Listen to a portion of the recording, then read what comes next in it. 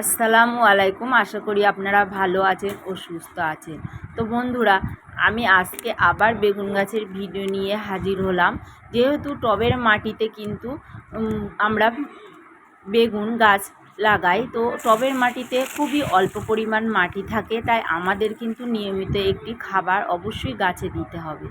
তা আমি প্রতি 15 দিন অন্তর অন্তর কিন্তু বেগুন গাছের গোড়ায় খাবার দিয়ে থাকি।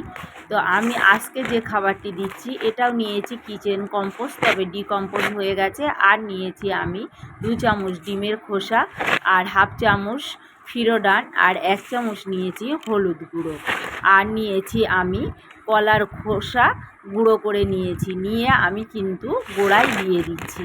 এইভাবে সরাসরি আপনারা গোড়ায় কিন্তু ব্যবহার করতে পারবেন। আর সরাসরি বেগুন গাছে কিন্তু কিচেন সবজির খোসা ব্যবহার করা যায়, কোনো অসুবিধা নেই। আর আপনাদের অনেক ভিডিওতেই আমি দেখিয়েছি।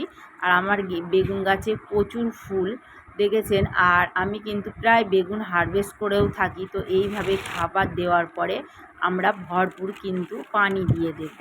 আর যেহেতু আমরা ছাদ বাগানে টবের মাটিতেই কিন্তু আমরা গাছ করি, আর অল্প মাটিতে যেহেতু গাছ থাকে, তো আমাদের সময় সময় কিন্তু খাবার অবশ্যই